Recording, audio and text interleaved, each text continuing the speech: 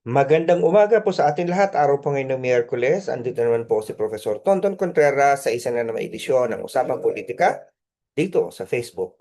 Live para sa mga friends ko, syempre. At doon naman sa mga followers ko sa Facebook at doon sa mga loyal ko na mga subscriber sa YouTube. Kayo po ay siyempre Team Replay. Pero sabi ko nga, hindi ako magsasawa na magpapasalamat sa inyo kasi kayo yun ba? Sa totoo lang yun, nanonood ng live ko sa Facebook, ilan lang yan, di mo pa, wala pang minsan 100.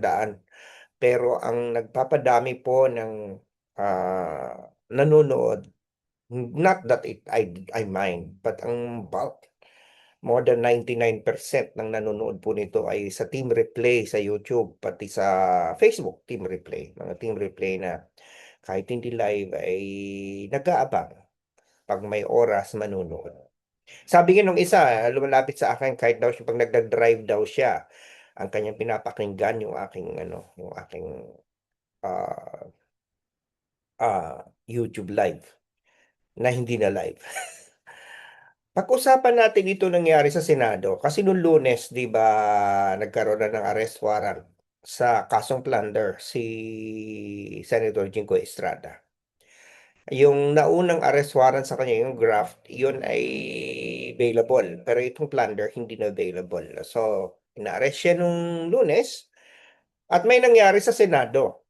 Ang ang majority ng Senado ay hindi sumipot ng Lunes. Ang nakita lang natin yung 11 minority senators. At inulit na naman nila yan kahapon. Hindi ko alam. Mamaya may session ng Senado. Hindi natin alam kung hindi na naman sila mag-appear. So, malinaw na sila ay nag-boycott ng sesyon. At may mga dahilan na sinasabi na ngayon si Senator Alan Peter Cayetano, di ba? Na parang lumalabas, kasi tayo ang nakita natin, di ba, na visual, hinuli, inaresta si Senator Jinggoy. So parang statement of sympathy, nagalit na protesta, yung majority. At nagpalabas pa nga ng statement si Cayetano na parang nananawagan siya sa minority na sumama sa boycott. Na patahimikin, go silent ang Senado. Ang basa ko doon ay talagang call for a boycott or for a strike for the lack of a better word. Gustong mag-strike ng Senado in protest sa paghuli ng isa sa kanila.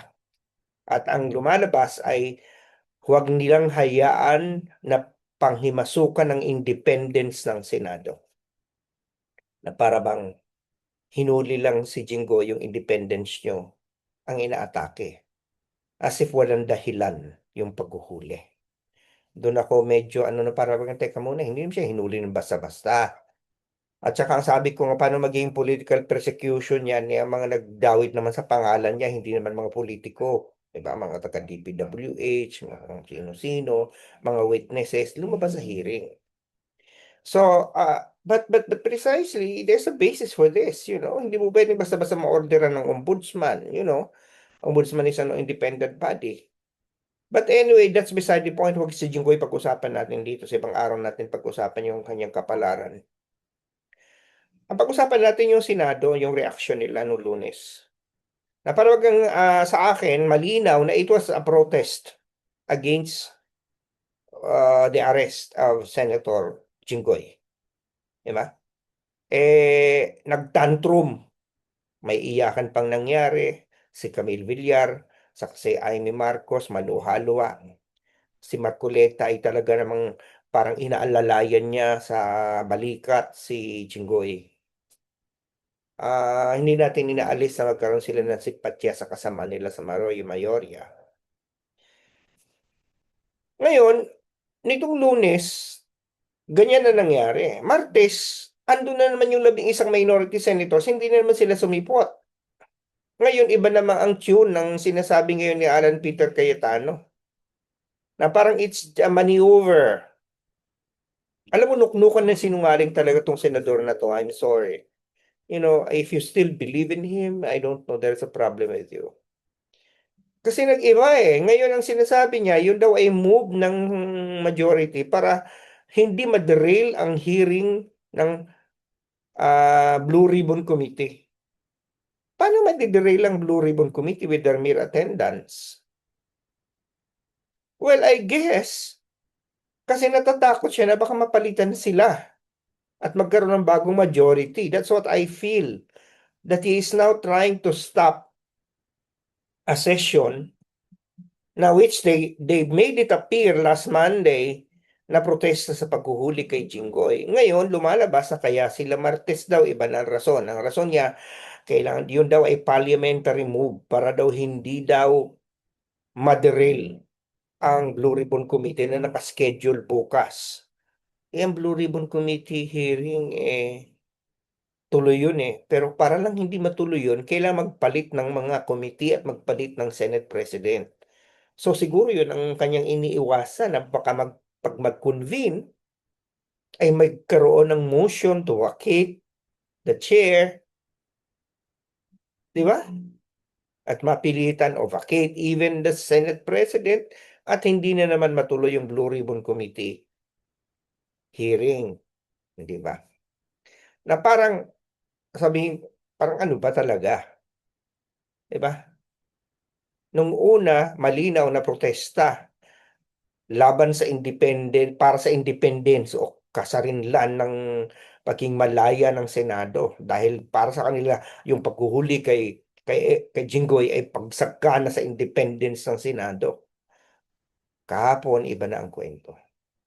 Ngayon, maraming mga tao na naghahambing. Bakit daw kuda ng kuda ang mga kritiko ng majority? Ginawa din naman daw yun ng minority. Sila ay nag-walk out. Walk out, boycott. Walk out ang minority nag-walk out, ang majority nag-boycott. Alam niyo sa unang tingin pareho, pero ang laking layo. Laking layo po. Sabagat balikan natin ang ginawa ng minority. Ang minority ay naandun, umaten sila ng sesyon. Pero pinagpipilitan ng majority, lalo ni Alan Peter Cayetano, na magbotohan na para sa bagong pulisiya na panukalan ni Marcoleta na ang magkaroon ng remote participation and voting, online participation and voting ang mga senador for justifiable reasons. So yun, nataliwa sa rules ng Senado. Sabagat ang nalagay sa rules ng Senado, ang existing rule is that you can only have that if there is force majeure na pinapalitan ni si Robin Padilla ang meaning, or there's a national emergency. Anong national emergency? Anong force majeure? Diba? Yun lang naman Inaalaw na siya pero hindi yung isang senador lang, kundi lahat sila. Diba? Ngayon, gusto nilang palitan ang rule. Pwede naman palitan ng rule, but there is another rule in the Senate, in fact, two, na okay, pwedeng palitan, pero kailangan kung may motion, i-refer yan sa Rules Committee. Nung ginawa ni Marcoleta yun nung 11, May 11 ba? Whatever. Nalimutan ko na, May 11 mo, May 13. Kailan ba nag-appear si Jinggoy? Si Bato. May 11? Aba, di ba? Nung ginawa niya yon, binakate lahat ang posisyon, kaya nga nagkaroon ng bagong Senate President, wala pang Rules Committee. So nung ni-refer yan sa Rules Committee, the Rules Committee was non-existent. It did not even meet to discuss. It is not yet being discussed by the Rules Committee. Fine. Ngayon, ang nangyari, nitong pangalawang nag-motion si Marcoleta, gusto niyang doon na rin pag-usapan. Pero may another rule ang Senado na ang isang miyembro pwedeng mag-file ng motion to change the rule, but it has to wait for another day for to be taken up. Hindi pwedeng doon the same day. Ngayon, ang ina-argue nila, yan ay motion yan, yung motion ni Marcoleta, no? Pero hindi pwede kasi yung motion na yun ay na-refer na sa Rules Committee. Para may report back yan, kailangan mismo ang Rules Committee ang magsasabi na nireport na nila yung kanilang pinag-aralan, which did not happen because the Rules Committee is not yet constituted. So itong motion na to ni Marcoleta is a new motion and therefore should wait another day to be debated. Pero itong si Senate President Pete Cayetano, Ewan ko kung bakit nagmamadali. Gusto niya i-indict na rin din pagbotohan na. Although ngayon sinasabi niya, ang pagbobotohan lang naman kung i-entertain. Pero sabi ko, ano bang klaseng motion yun na kung i-entertain? The rule is very clear. When there is a motion, you entertain it the next day. Ganun lang naman, ba't pagbobotohan nyo na i-entertain nyo ngayon? Di ba? Malinaw na pinapalit nila ang rule. And it's very obvious because they just want Bato de la Rosa and perhaps they're anticipating that the other people, which was correctly pointed out yata by Tulfo, na may mga mahuhuli katulad nito ni Jinggoy na nahuli nga nung Lunes. Diba? Kahapon. So, anong ginawa ng minority?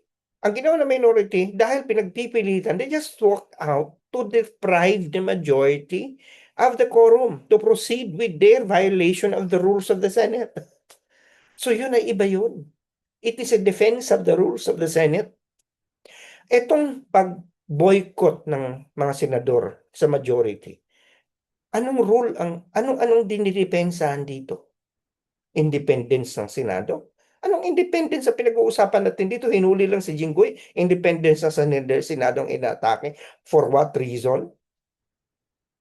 Doon ako napipigay. Na parang porket ang Senado ay Senado, kailangan ng hindi hulihin ang may mga krimen na ginawa. Kailangan huwag nang usigin dahil mga senador sila. Ano kayo? Hilo. Ang ordinaryong mamamayan. Walang ganyang pribilehyo. Yung mga namatay sa war on drugs, yung mga natokhang, yung mga binaril, nanlaban daw, yung mga ayon sa autopsy namatay sa heart attack pero may tama ng baril sa ulo. Ano ba yun? Di ba? Hindi nga pinagbigyan na marinig yung mga yun. Kayo gusto nyo, exempted kayo sa rule of law? That, it's just, parang ang hirap isipin eh. Pag pala may mga senador, kahit mga balasubas at balahura, di ba? Pabayaan na lang. Huwag nang hulihin, huwag nang kasuhan. Kasi every time na sila ikakasuhan at hulihin, dito sa assault on the independence of the Senate. Yang isang yan. Ang isa pang argumento na hindi ko gusto ay yung fact na yung pag daw inalis mo ang isang senador, you're depriving the people who voted for them a representation. In the first place, they are the ones who committed the mistake. They are the ones risking the representation, okay, of those who voted for them because of not following the law. Ako okay lang sa akin niya kung ma-represent ang isang kriminal. Kung nagkamali man ako, iboto ko siya. Hindi ba? Ganun lang yun. Although hindi ko naman binoto itong mga to. Right? So, or ang isang naakusahan ng krimen. So, ang laki po ng pagkakaiba. Huwag nating itulad. Okay? So, hindi po pwedeng sabihin na, bakit pinagtatanggol natin ang karapatan na minority na mag-walk out, binabatikos natin ang pag-boycott o hindi pagsipot ng majority. Mali po hindi po pwedeng pagkumparahin kasi iba yung trigger. Ang trigger po doon sa andun sila, pinagpipilitan na baliin ang rules. Itong pangalawa, hindi na nga natin alam kung anong dahilan Nung Lunes, ibang dahilan. Ang independence daw ng Senado ang inatake. Itong pangalawa, parang pinapalabas. Ayaw nila na maderail ang Rules Committee meeting. Ay, ang Blue Ribbon. Dahil nga, natakot si Cayetano, baka mapalitan siya. So, pansarili. It's pansarili. Yan ang klase ng mga politiko na nakikita natin sa ngayon.